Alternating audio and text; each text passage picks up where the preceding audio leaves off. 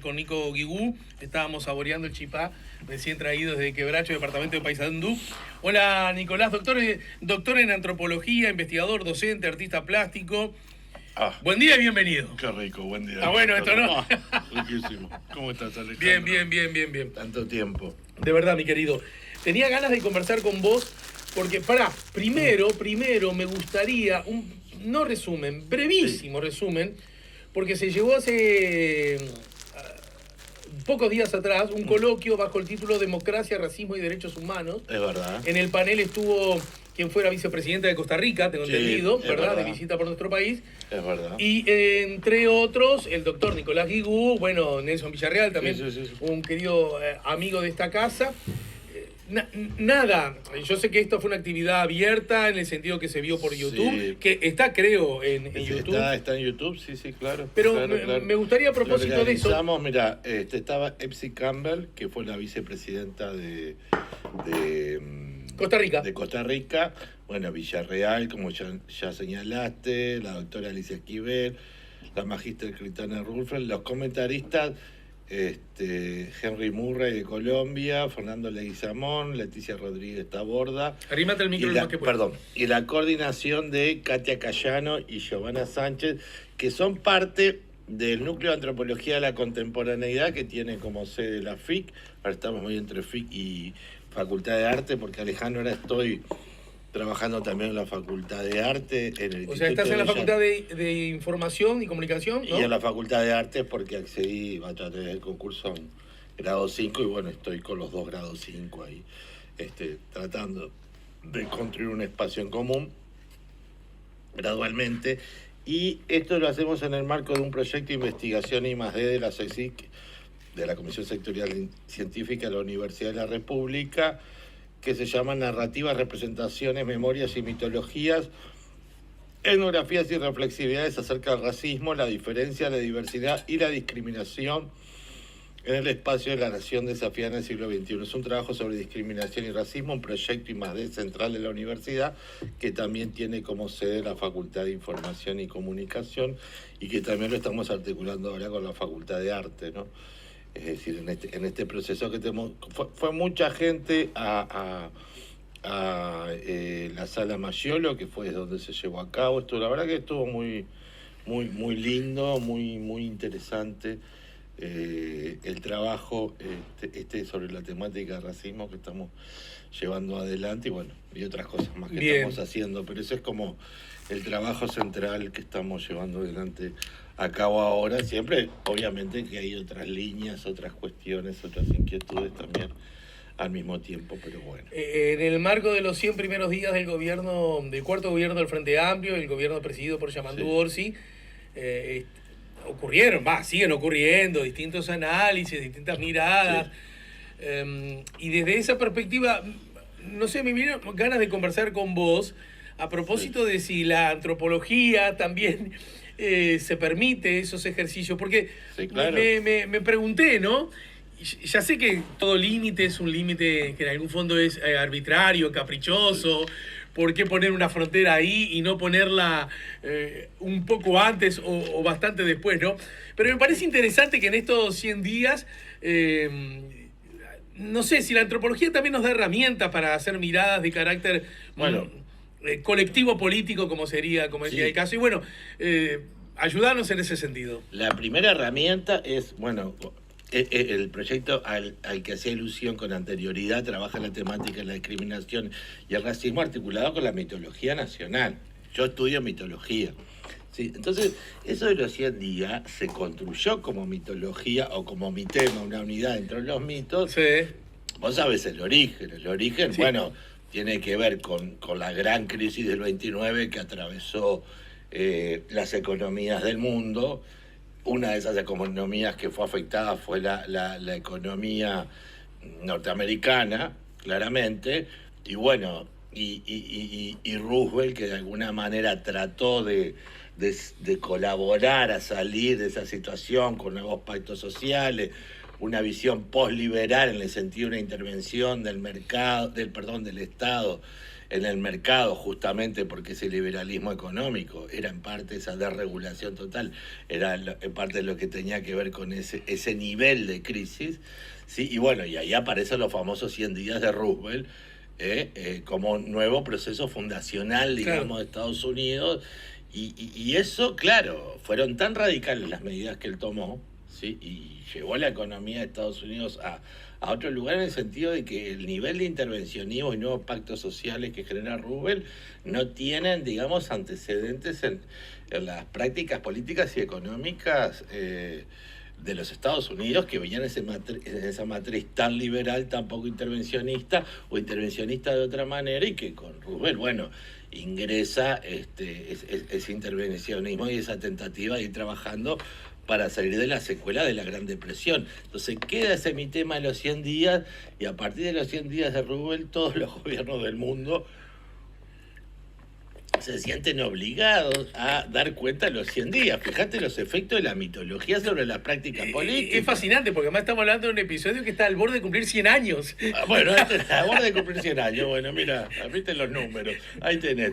Y de alguna manera los gobiernos se sienten obligados a dar cuenta de los 100 días, cuando, francamente, es un periodo muy exiguo de tiempo para hacer cualquier clase de evaluación. Si vos, por ejemplo, estuviéramos hablando al año y medio del gobierno actual, digamos, de todo el proceso, de todas las acciones, en fin, las medidas del gobierno actual, bueno, puede ser discutible, inclusive porque es un tiempo corto también, un año y medio, pero 100 días es nada, es nada, pero sin embargo es interesante porque el gobierno, a través de su página central, ¿no?, se obliga a dar cuenta de esos 100 días, el propio gobierno, Sí. hicimos esto, lo otro, salud mental, la vacuna tal, faltaban 100 medicamentos, pusimos 90, es decir, como una y vos decís, pero mirá, en realidad sí hicieron muchísimo en estos 100 días, pero también muy afectados por esa espada de Damocles, de alguna forma, que son los 100 días. O sea, vos sabés que a los 100 días de tu gobierno alguien te va a venir a preguntar y a evaluar y demás. Ahora, después ya no importa. Eso no es que no importe, pero quiere decir, no tenés ese nivel de presión encima. Bueno, al mismo tiempo la oposición saliendo a comparar la cantidad de decretos de la calle Pou con respecto a Orsi, es un poco ridículo, porque no es una cantidad de números, ¿no? ¿Cuál es la característica de los decretos, la calidad? O sea, los elementos que van a construir cada decreto, diciendo que el gobierno, o sea, hay tanto de la oposición como del oficialismo, estos 100 días son tomados como parte de ese espacio, digamos, discursivo, conflictivo y demás que se está dando entre oficialismo y oposición, ¿no? Ajá. Al estilo uruguayo, que no es un estilo, yo igual lo veo muy, ¿cómo decirlo?, muy subido de tono a veces, ¿no? Pero sigue siendo ese estilo uruguayo de respeto, de ir construyendo, ¿cómo decirlo?, de ir construyendo alianzas, de tener como un paraguas que vincule a todos los partidos de una manera u otra. En ese sentido, yo creo que, por ejemplo, toda la crítica que se ha hecho a las directivas que terminaron generando delegaciones para UNESCO o para otras embajadas, tiene que ver con eso también, con una tradición bastante antigua, no muy antigua, pero que tiene un tiempo, de decir, bueno, vamos a construir un espacio político de concordancia y convivencia que esté más allá del espacio político que llevó al gobierno a triunfar. También hubo gestos así en el gobierno de la calle Pou. Es decir, yo creo que hay muchos actores políticos que evitan, y yo diría que aparte de actores políticos, intelectuales, investigadores y demás, que trabajamos, porque me incluyo en eso, de evitar esa construcción de una grieta en el Uruguay, claramente. Yo creo que habemos muchas personas interesadas de diferentes comunidades políticas en evitar, por los ejemplos que tuvimos, bueno, el radicalismo de Bolsonaro versus Lula y el PT, bueno, el caso que parece que no tiene salida de Argentina, es decir, nuestros vecinos no han dado buenos ejemplos y nos han mostrado a dónde te puede llevar la grieta, y creo que hay una construcción político, intelectual, institucional de evitarla, ¿no? Nosotros no queremos entrar en ese espacio de grieta. Viste que a lo mejor dialoga con todo esto, o a lo mejor ni siquiera tanto, pero ayer se informó que La Libertad Avanza, se formó como partido, se consolidó como partido aquí en Uruguay, claro, con alguna gente cindida, por ejemplo, de Cabildo Abierto, decepcionada con Cabildo Abierto, porque, claro, acá hay un asunto que me parece interesante, a ver qué herramienta nos da la antropología, porque por un lado la grieta como forma de convivencia, hasta visualmente, porque sos artista plástico además, habla de una herramienta civilizatoria muy atrasada, ¿no es cierto? Sí, claro. Justamente lo que ha logrado la humanidad es que cuando ha habido una zanja, ha juntado conocimiento para, entre otras cosas, tener la capacidad de hacer un puente. Exactamente. A diferencia de otros animales que tienen otras características, no quiero acá poner una jerarquía, pero el bicho humano es capaz de decir eso, ¿no? Che, ustedes, los del otro lado, sí, son una manga, y acá no, pues pará, está bien. Ustedes son más así, nosotros somos así. ¿Qué tal si en el medio nos juntamos para armar un puente? Y chaca. Esa es la historia de la humanidad, ¿no es cierto? Esa es la historia de la humanidad, pero también, digamos, la historia del Uruguay, por lo menos de las últimas décadas, es la tentativa de ir construyendo esos puentes. Yo me acuerdo precisamente cuando Vázquez, por ejemplo, había ganado Alberto Fernández en la Argentina y viaja Vázquez con la calle Pou. Sí. Y entonces Vázquez le presenta a la calle Pou a Alberto Fernández y claro, y medio sorpresa del otro lado, porque no están acostumbrados a esos gestos. Sí, un Vázquez interesante eso que traigas, porque es un Vázquez que estaba de ida en todo sentido, porque no solo estaba abandonando la presidencia, sino que estaba abandonando la vida, porque acordate que tenía el cáncer, que él mismo había dicho que lo tenía, era obvio que su vida estaba... Bueno, de hecho fue lo que ocurrió, ¿no? Al año y poco murió. Me parece que también desde ese lugar, ¿no? Hay una... O las delegaciones, creo que ahora estado viajando Sanguinetti, la calle No, están en Argentina, bueno, y regresaron ya seguramente, porque ayer Uruguay y el presidente de la República en su nombre recibió el premio Ana Frank y específicamente hizo en su alocución, en su discurso, Orsi hizo alusión a que este era un premio colectivo que lo recibe Uruguay y señalaba una y otra vez, a cada rato en realidad, a la compañía de la calle Pou y Julio Sanguinetti, ¿no? Te pongo un ejemplo. Hace poco estuve en la presentación de ese libro, José Garchitorena, que es el ayer estuvo. Mira, estuvo. Hablamos del libro, justamente. Bueno, fui a la presentación del libro, me invitó y fue. ¿Quién lo presentó? Estuvimos hablando de ese, perfecto que lo traigas. Porque estaba Carolina Cose, Julio María Sanguinetti, con el cual siempre me quedo hablando un ratito, porque más allá de toda la diferencia que yo pueda tener con él, es un gran intelectual. ¿Sí? Entonces, bueno, he estado en mesas con él sobre laicidad, y realmente hay ideas que yo no puedo negarlo, las características intelectuales del otro, aunque tenga diferencias políticas, ¿se entiende? Y el otro era... La calle Herrera. La calle Herrera. Es decir, bueno, ahí tenés un ejemplo y frente a ellos, llamando Orsi. Y bueno, y eso es un ejemplo de lo que es el Uruguay y de lo que muchos trabajamos para que siga siendo en ese sentido, en que... Obviamente que las personas que estaban en esa mesa tenían diferencias políticas. Pero porque a mí me parece... Claro, estaba el presidente de la República también, y en el público digamos gente de diferentes posiciones y diferentes cosmologías, pero sí, bueno, Carolina Cose lo dijo en la presentación del libro, que le agradecía que él había apostado por la democracia en la construcción de los... aclarando bien que, digamos, cómo habían llegado los presidentes, la duración, que de eso se trata el libro. Sí, es muy interesante el libro, lo dijimos ayer, conversando con el autor, porque además tiene mucha información acumulada. Ese es un ejemplo del Uruguay. Ahora, pero... del Uruguay, a ver, que estamos luchando más allá de las crisis económicas eventuales que pueda llevar a haber, más allá de las crisis sociales que vivimos. Yo creo que un país con 3 millones y algo de habitantes, 17.000 presos y 50.000 personas que orbitan por el sistema carcelario, hay algún tipo de crisis ahí, un país con baja natalidad, con una tasa de suicidio altísima, con problemas de salud mental, con problemas reales de convivencia entre la gente. Por ejemplo, ahora yo estoy entrevistando a los candidatos a rector, que son 4, por la Universidad de la República, que hay unas elecciones digamos adelantadas para cubrir el periodo de tiempo que tendría que haber cubierto Arín, pero Rodrigo Arín renunció para asumir la directoría de la OPP, ¿no? Y bueno, y se habla mucho de acoso laboral, de salud mental, de situaciones complejas que ocurren no solamente en la universidad, en muchas instituciones. Y es un país con problemas, tenemos problemas, te digo, tenemos problemas serios.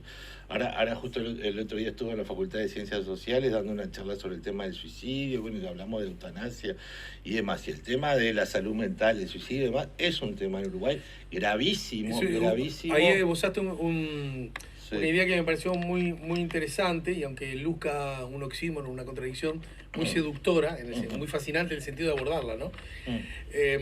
A propósito de que el Uruguay, casi en un gesto de antropólogo, artista, provocador, por ende, en el Uruguay todos somos suicidas, solo que unos pocos consiguen... Se animan a matarse, claro, sí, lo ¿no? dije en una frase. Me decían, ¿cómo? Pero es que es verdad, es una sociedad que tiene tendencias tanáticas muy fuertes, pero muy fuertes. Y bueno, pero al mismo tiempo yo te diría que algunos signos de esa vitalidad o de tratar de mantener ciertos espíritus, cierto instinto de vida, para llamarlo de alguna forma, son esas formas de convivencia política, ¿sí? ¿En qué sentido? Que sabemos que para nosotros la grieta, capaz que para otros países u otras culturas, los niveles de conflictividad y las grietas son hasta necesarios para su etos, para su manera de construir el mundo, ¿no?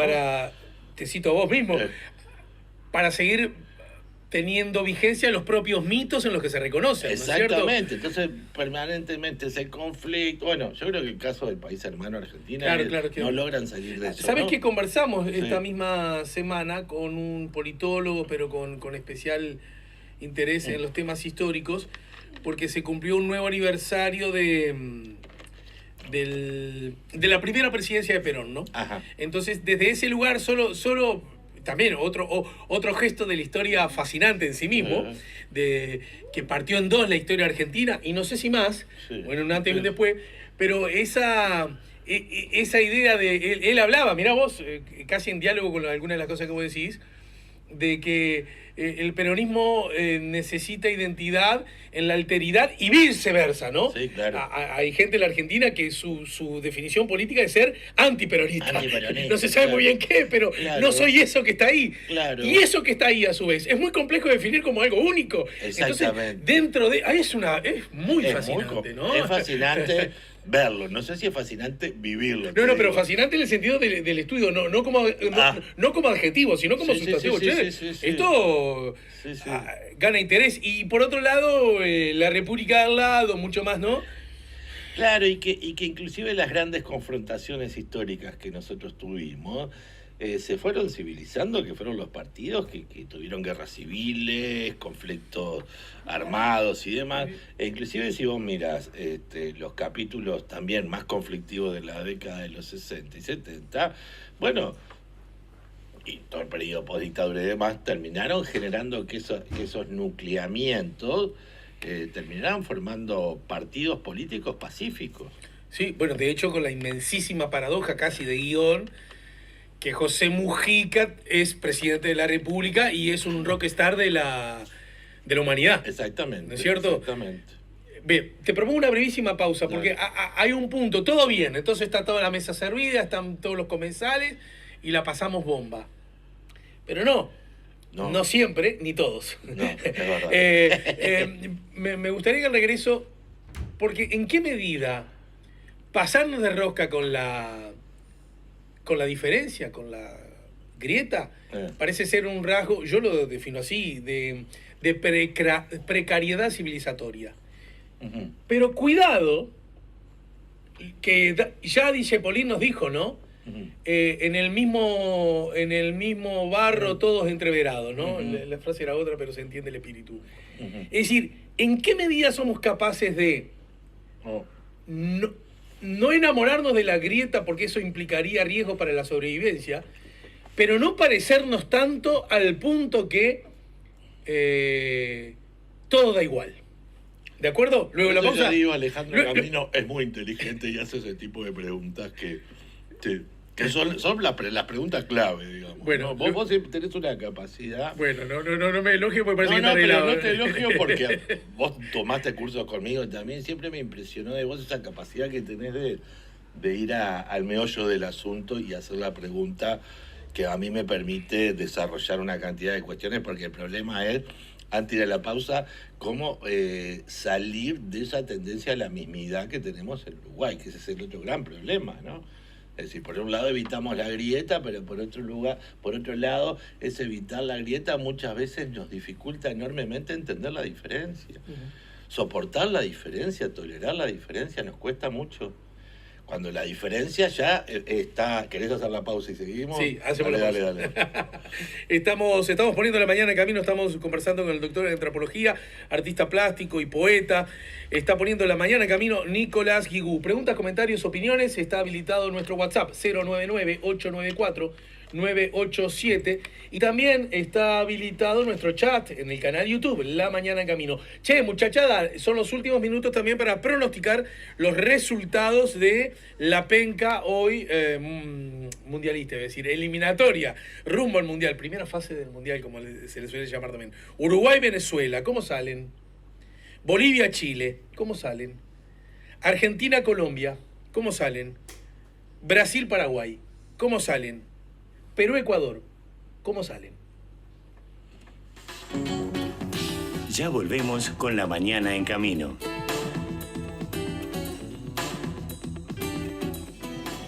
Último tramo de La Mañana en Camino, último tramo de la charla con Nicolás Guigú, que además vino con 2 formidables libros, ya vamos a dar cuenta de ellos. Antes dice Luis Juan, en inglés se diferencia solicitud de long lines. Pero a ver, ¿por qué trae esto Luis Juan? Ayúdame, que me perdí, Luis, disculpas. María dice, buen día, encontrar el equilibrio entre lo colectivo y lo individual es un trabajo colectivo, muchas gracias. Se afeitó el profe, dice Gustavo, claro, porque quizás la última vez que te vio estabas Sí, muy barbudo. Muchos años estuviste con barba. Sí, es que... Arrimate al micro. Sí, hace poco que... hace poco. No, ya hace un tiempito igual Hace que un estás sin tiempito barba. que estoy sin barba. Viste que recién Sí. fuera del micrófono hablábamos de los tiempos y cómo la pandemia es una hipótesis, nos distorsionó el paso del tiempo Sí, y la sí. medición del mismo, ¿no? Es verdad. Y sí, bueno, no, hace un tiempo que estoy sin barba y ya... La verdad que ya me acostumbré. Bien. A ver, Gustavo dice, se afeitó el profe, contó que anduvo hace unos años por el Amazonas. Sí, Has contado, pero lo que no significa que puedas volver a contarlo una y mil veces más, ¿no? Sí, claro. También... Tengo ganas de sacar un libro ahora sobre recuerdos de allá. Lo que pasa que estoy esperando porque lo quiero vincular con otras cuestiones también, en fin. Dice Gustavo, que insiste, también luego de la ceremonia, la calle le tiró unos palitos al gobierno de Orsi. Es difícil intentar tender puentes, a lo mejor sirve para el diálogo, a propósito de la pregunta que quedó pendiente. Juan agrega, y cuando te das tanto autobombo de lo maravilloso que sos, de tu historia, de tus logros mundiales y bienestar, después te despertás. Y Tabaré nos manda, entre otros, el pronóstico de los partidos. Vos podrías participar también, Sí. Guigú. Por ejemplo, Uruguay... No entendí eso de que te despertás, ¿no? ¿Qué quiere decir? Me parece que ya lo dialogan aclarará, entre ellos. que dialoga con lo anterior. La calle Pou criticando a Orsi y en el sentido de que estaba como creyendo que eso... No sé, me parece, ¿eh? No sé. Ya lo dirá Juan. Juan, te esperamos tu aclaración. Bueno, a ver, pronostica Uruguay-Venezuela. Vos. Yo... Uruguay-Venezuela, esta noche. Bueno, tenés 2-0. 2-0. Sí. Así te quiero. Bolivia-Chile. No, paso. Decí que gane uno, que empata o algo. 1-0. Chile 1. Ahí va, 0-1. Argentina, porque participás y juntás los puntos, te llevas los premios. Así. Argentina-Colombia. Argentina, 3-2. 3-1. 3-1. Brasil-Paraguay. No. Recordá que Brasil es el local, ¿no? Sí. Bueno, ahí debe ser 3-1 también. 3-1. Perú-Ecuador. 1-0. 1 Perú. Bien, perfecto. Esto Vamos es... a ver si me desconocimiento de fútbol. Yo me presto a cualquier cosa. ya lo sé, por eso te digo. Bueno, muy bien. Pará, porque quedó pendiente la pregunta, pero también quiero contarles a quienes nos están escuchando y viendo a través del canal YouTube. A propósito, marquen like, pongan me gusta a la transmisión y suscríbanse a nuestro canal YouTube. Pues queremos llegar a 7.550 suscripciones, ya llegamos a 7.500. Estamos en 7.512, así que nos están faltando 38. 38 nuevas suscripciones para llegar a la meta que nos autoimpusimos. Nicolás Guigú, Sí. Arte, Racismo y Comunicación. Sí. Esto editado por la FIC, la Facultad de Información y Comunicación y la Universidad de la República. Y Lucida. ¿Eh? Lucida Ediciones y la FIC, sí. Exacto. Y también Etnografías de la Diferencia, trazas del propio... Que ese es todo dibujado y Sí, escrito. mira, se los voy a mostrar. Sí. Abro así al azar. Sí. Tuki. Y bueno, y ahí me pregunto cómo hacer antropología, cómo hacer comunicación, cómo hacer un arte de la diferencia en un país de la mismidad, porque Uruguay tiende a la mismidad. Por eso yo te decía que vos sos muy inteligente y siempre haces preguntas de ese orden que tensionan, digamos, cuestiones que son bien importantes. Por una parte, todo el esfuerzo que hacemos en evitar la grieta, todo lo que, ¿no? Por otra parte, el riesgo que tiene ese espacio de tratar de abortar la grieta, neutralizar la grieta, obliterar la grieta, con la dificultad que tenemos para comprender la diferencia cuando esa diferencia se nos muestra como algo irreductible, ¿se entiende? Es decir, nosotros podemos convivir en términos políticos de manera muy adecuada, pero nos cuesta mucho convivir, nos cuesta mucho convivir y no tratar de neutralizar o llevar a terreno propio las diferencias culturales, religiosas, étnicas, de diferente orden, ¿sí? Por esa idea de que el Uruguay tiene estas características, el Uruguay es un país homogéneo, toda una cantidad de elementos mitológicos con los cuales nosotros interpretamos la realidad. Yo creo que nuestra forma de lidiar con la diferencia, que es tan dificultosa, colabora mucho a todos los problemas de salud mental que tenemos, ¿no? Claramente, sí, yo creo que hay una vinculación directa. Ajá. Hay mucha violencia institucional en las interacciones de diferente orden, porque me cuesta abordar, comprender, dialogar con la diferencia. Con la diferencia política no hay problema. O sea, el proceso civilizatorio uruguayo, la diferencia política la soporta, la incentiva. Obviamente que eso no quiere decir que no haya niveles de conflictividad discursiva, pero y movimientos y demás, pero se tolera la diferencia, la presentación del libro que decíamos, gente de diferentes comunidades. Sí, claro. Pero ya cuando vamos al terreno de las singularidades, de las subjetividades, de las interacciones, de las diferencias propiamente dichas que están más allá del terreno de lo político, ahí nosotros patinamos para todos lados. Patinamos, que por ahí los brasileños no, que por ahí los argentinos mucho menos inclusive, nosotros patinamos, o sea, no soportamos la diferencia. ¿Por qué el Uruguay? Mirá, yo te voy a decir, ¿por qué el plagio es tan común en Uruguay? Porque es una manera de comerte, de canibalizarte para que no haya diferencia. Por ejemplo, ¿por qué hay ciertos controles para que no? Yo siempre digo, en Uruguay está mal ser rico, pero está mal ser pobre, está mal ser inteligente, pero está mal ser medio burrongo, como decíamos en la escuela. Ahí va. O sea, esa cuestión mesocrática que nosotros tenemos como ideal, esa mesocracia uruguaya, es la tentativa de anular la diferencia en todos los niveles, y eso tiene efectos en la salud mental devastadores. Eso es muy interesante lo que decís, porque estamos hablando de diferentes niveles de lo social, sí. Porque por un lado decimos lo político, somos casi un ejemplo a nivel mundial. Ahora, realmente comprender la diferencia. Hace tiempo estaba hablando con una politóloga muy conocida que escribió sobre el Uruguay. Yo digo, pero vos tenés una idea de Uruguay rara, porque digo, disculpame, capaz que es muy antropólogo. Digo, pero vos sos consciente que los fines de semana miles de personas entran en trance. sea porque les baja el Espíritu Santo en las iglesias pentecostales, sea porque están en terreinos, en templos de Umbanda, de Batuque, de Candomblé, de Ifá, y bajan sus entidades. ¿Sos consciente que ese tipo de racionalidad uruguaya, que vos decís, es muy discutible? Yo ahí no había pensado en eso, porque no está en tu mundo, en tu visión del ágora uruguaya. Hay dificultades para entender las diferencias de pensamiento. Por ejemplo, los que pensamos diferente en varios aspectos tenemos muchos problemas, entre comillas, cuando vos no planteás la diferencia de ideas, sino construcciones de pensamiento que son diferentes. Porque, ¿qué pasa? Lo político nos llevamos bien. ¿Por qué nos llevamos bien? Porque más allá de que vos sos Colorado, el otro es del Partido Independiente, el otro es del Frente Amplio, el otro es del Partido Nacional, son comunidades políticas que tienen la misma racionalidad política, es decir, la misma lengua política, y se comprende mutuamente, con la diferencia. Ahora, ¿qué pasa cuando en el mundo de las ideas uruguayas, otra vez decíamos con algunos colegas de filosofía, está trabado, ¿no? Como si estuviera trancado. ¿Por qué? Porque también empieza a haber una racionalidad común donde todos habitamos. Ahora, cuando aparece otra manera de construir el pensamiento, no de pensar diferente, sino de construir el pensamiento diferente, ahí se prenden todas las alarmas. Y a veces hay hasta casa de brujas. Las personas no son conscientes de eso en muchos casos, porque yo te diría que hay una suerte de odio profundo a la diferencia en el Uruguay. Lo que pasa es que la diferencia, estoy en modo de encontrar explicaciones que sí.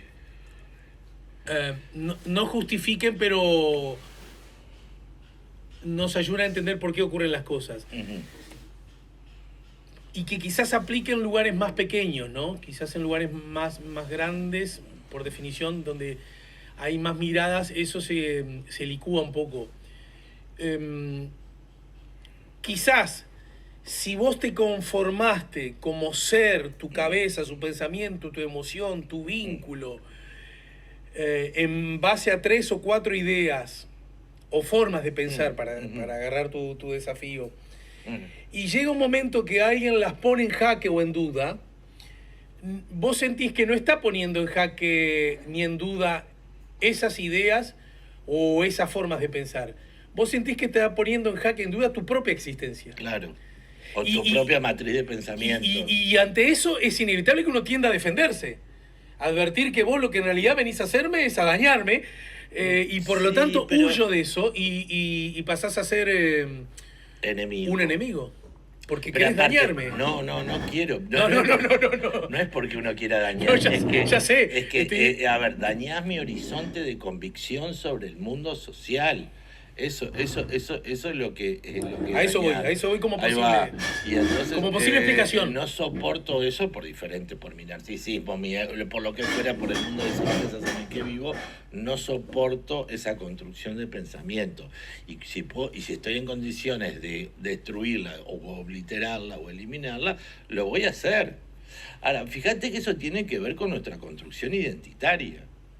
Desde los inicios de todo el proceso civilizatorio uruguayo, a través del modelo laico, por ejemplo, ¿sí?, va también ir elaborando una racionalidad ciudadana que va a soportar, a tolerar e inclusive alentar la diferencia política. Es decir, bueno, hay gente que piensa diferente, tiene que ser respetada, acá en el Ágora somos ciudadanos que tienen diferentes concepciones del mundo, tienen que ser respetados, etcétera, etcétera, etcétera. Ahora, cuando esa diferencia no se traduce en la lengua política, sino que ya es una diferencia, podría decirlo, corporal, ontológica, simbólica, de recorridos, de maneras de pensar diferentes, nosotros no podemos tolerarlas como sociedad. El lado interesante y positivo de esto es que eso genera grandes artistas. Ajá. Por eso de pronto se da una cosa... Grandes escritores, grandes artistas, tenemos buen teatro, tenemos artistas plásticos maravillosos, tenemos escritores fabulosos. Una cosa dijiste al pasar, yo sé que ya es materia para conversar con personal más específico de la salud, pero lo tiraste y no quiero sacar la pata del lazo. Sí. Yo a veces, vos hablaste de los inocultables problemas que tenemos en la órbita de la salud mental. Sí, ¿Por ahí sí, muy bien? Sí, claro. Bueno, uno de los puntos de los 100 días de gobierno justamente atiende a eso, Sí, el sí. programa 2025-2030 de salud mental, que te acordás que era una exigencia anterior a una exigencia electoral, digamos, que estaba en el propio programa del Frente Amplio, y aparece en la página oficial de los logros de estos 100 días, del establecimiento de un plan. Sí. Vamos a ver qué pasa. con Lo, ese lo, plan. lo tiro porque a veces tengo la sospecha. Lo que pasa es que no me quedo casi como conmigo mismo, un círculo muy, muy pequeño compartiéndolo. Yo a veces veo formas de abordaje de los temas, de discusión y fundamentalmente de abordaje al vínculo con el otro. Y entonces uno tiende a decir, porque este es tal por cual, o esta es no sé qué, no sé cuánto. Y en realidad lo que pasa es que el nicho político que defiende es este y más allá de todas esas lecturas que son admisibles, no las estoy desacreditando, a mí me parece que hay veces que yo sospecho que esas personas no están bien de su salud mental. Bueno, a ver. ¿Entendés? Sí, que digo, nivel... le estamos encontrando yo justificaciones o explicaciones y digo, en términos de gestión institucional, de lo que se llama clase política, que es una construcción, ¿no? Y del empresariado y del liderazgo, hay muchos niveles de sociopatía, claramente.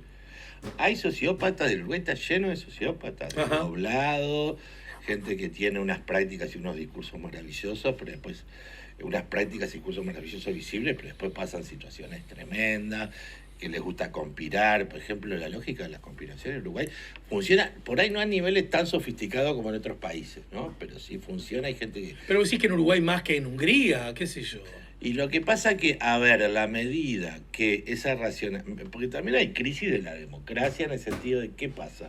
La medida que la argumentación y ¿cómo decirlo? Las evaluaciones no se hacen en el espacio público, que eso está mermando cada vez más, empiezan las conspiraciones, las redes para perjudicar a un grupo, a una persona, elevar a uno, disminuir al otro. Eso es permanente y hay gente que siente un goce en eso, de los corrillos, de la cuestión cortesana, que hace parte de la vida, que es una forma muy triste y frívola de vivir la vida, pero hay gente que siente un goce en eso. Es parte yo te diría, de no entender la diferencia. Mira, o sea, no comprender la diferencia genera una cantidad de patologías, proyecciones.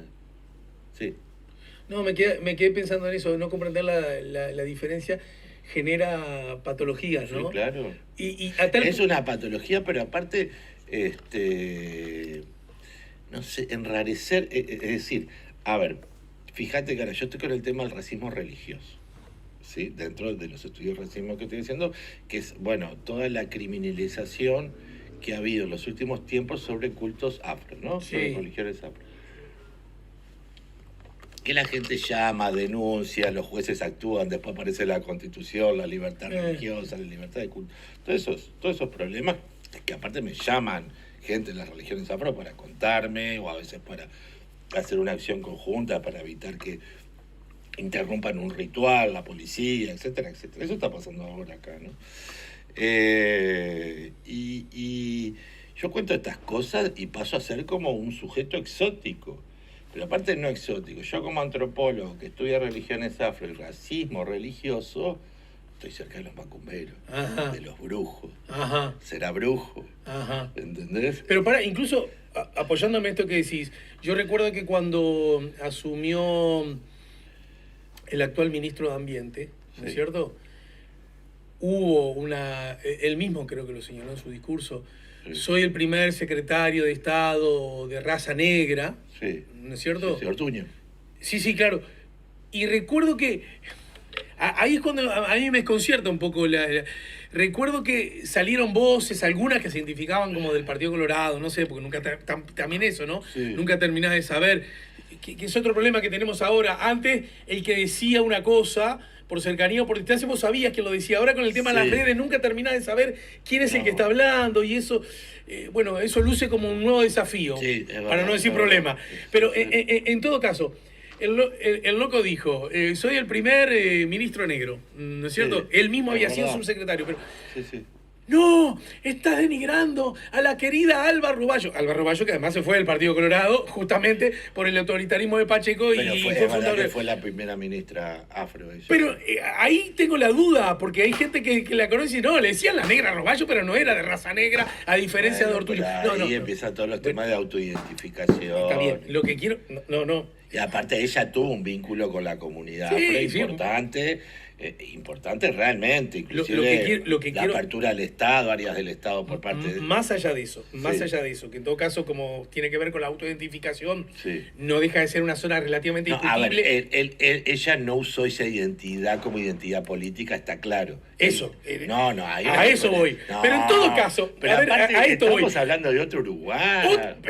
Una vida después, aparece un flaco que es profesor, que no sé qué, que es ministro de Estado y dice, ¿no? Soy el primero. Sí, en realidad es el primero. Y en realidad, en lugar de enfocarnos en ese hecho que está hablando de muchas cosas, de avances limitadísimos, pero en realidad de inmensos retrasos, más que nada. Te quiero decir, nos concentramos que, no, ya hubo, ¿entendés? Entonces querés deshonrar a la memoria de supongo, nunca hablé con Ortuño de esto, pero imagino que lo que menos estaría en su... No, para nada.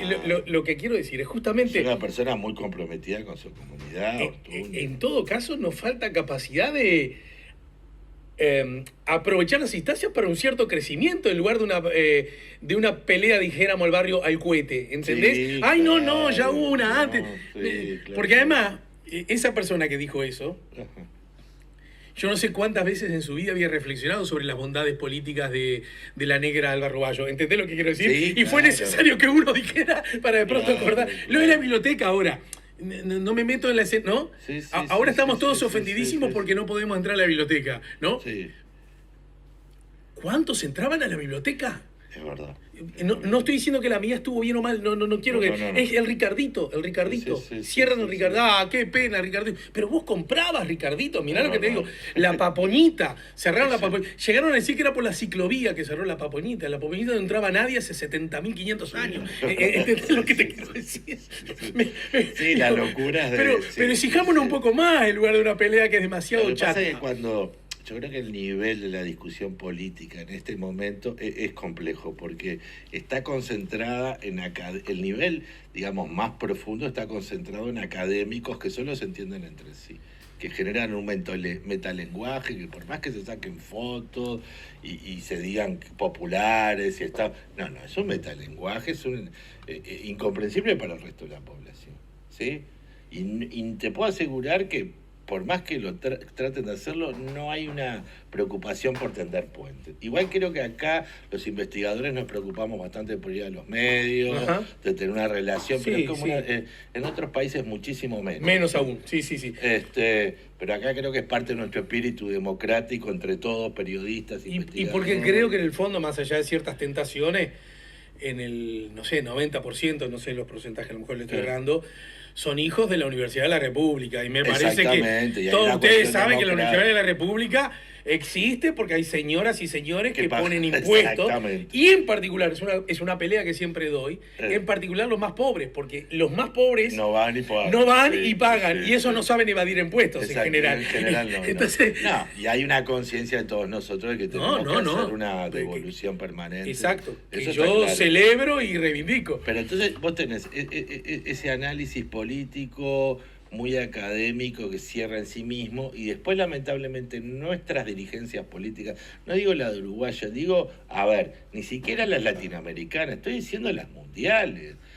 O sea, nosotros en este momento tenemos muy pocas personas a nivel planetario, te diría que estén ejerciendo un verdadero liderazgo político, dando elementos a la gente, esa capacidad pedagógica de lo político vinculada también al liderazgo, eso prácticamente está en extinción. Como está en extinción, justamente, ¿qué es lo que pasa? Esa suerte, yo no sé si está en extinción, pero está en crisis. Es también la crisis de la democracia liberal, Alejandro. Nosotros en este momento estamos viviendo a nivel planetario una crisis de la democracia liberal. Sí, claro. Y hay muchísima gente que se está desafiliando de las ideas de la democracia, se está yendo para otros bandos. Entonces, vos también tenés, volviendo un poco, más que al gobierno, a la fuerza política que llevó a este gobierno al poder, ¿no? y yo escucho muchas críticas y demás, pero hay que entender que estamos viviendo en un momento conservador del mundo. Eso yo creo que hay que tenerlo claro.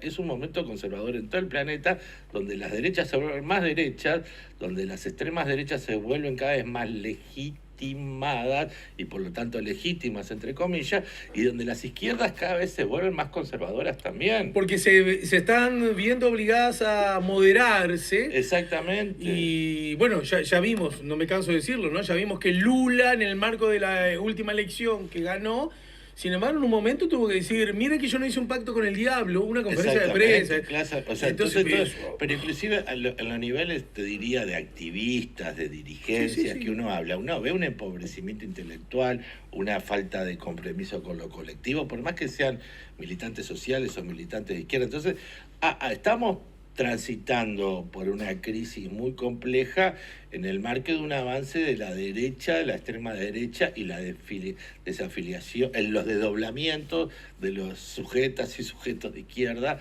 y una desafiliación de muchas personas de la democracia liberal. Y eso nos pone en un terreno muy complejo que hay que... Yo lo decía en otro medio, mi preocupación ahora es defender la democracia, mirá lo básico. Sí. ¿Viste? Lo que es algo básico, porque teóricamente ya estaría consolidado, estaríamos pensando en profundizar aspectos, que de hecho, bueno, en Uruguay tenemos un espacio para hacer eso, pero la mayoría del mundo en este momento lo que hay que defender son las instituciones de democracia, la idea de democracia, explicarla bien, es decir, están pasando... triunfando, alcanzando niveles de votación, fuerzas tan regresivas, y el debate se está volviendo tan pobre que bueno, es todo un tema. Yo te digo, yo me veo forzado a mantener diálogos en este momento con mucha gente que yo pensé que íbamos a estar hablando de cuestiones mucho más profundas, pero no paso del A o del B, porque si no, no hay comprensión, Alejandro, no hay posibilidad de diálogo. Tengo ganas también de escribir de eso, porque hay un empobrecimiento en la reflexión, y no le voy a echar la culpa a las redes, porque sería lo más fácil, las redes pueden ampliar mucho las cosas, no le voy a echar la culpa a los... Yo creo que es algo que tenemos que a ver, sentarnos y profundizar, decir, bueno, a ver qué es la destrucción de los sistemas pedagógicos públicos, la mediatización. Bueno, estudiémoslo, sentémonos, porque también todos estos procesos de barbarización de la vida social que se están dando en muchos países de América Latina en este momento, bueno, tiene que ver con justamente también eso, ¿no? Esa pérdida de reflexión, de diálogo profundo, de búsqueda de esas profundidades. Y te digo, no es un problema latinoamericano, es un problema a nivel mundial. Y realmente eso pone en juego y en jaque, yo te diría, ciertas racionalidades que son la piedra angular de la democracia. Bien, te tengo que despedir, pero antes decime si arte, racismo y comunicación, por un lado, y etnografías de la diferencia, trazas, ambos libros tuyos editados por la Facultad de Información y Comunicación y la Universidad de la República. Y Lucida Ediciones, sí. Y Lucida Ediciones. Sí. ¿Se pueden conseguir cómo, cuándo, dónde? Se pueden conseguir en algunas librerías. Vamos a hacer una distribución general cuando lo presentemos, que no he tenido tiempo todavía. O sea, este mes tendría que ser la presentación.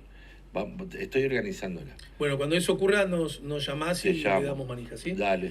Bien, muchos mensajes se han llegado ahora a propósito de los pronósticos del partido también, que habían estado medio perezosos en el arranque. Pero por allí dice alguien hablaba de los mitos, pero me perdí ahora el mensaje, después lo busco, a propósito de que los mitos también nos conforman y dudaba acerca de la vigencia de los mitos. Por ejemplo, decir, hoy hay que ganar la Venezuela, ¿no?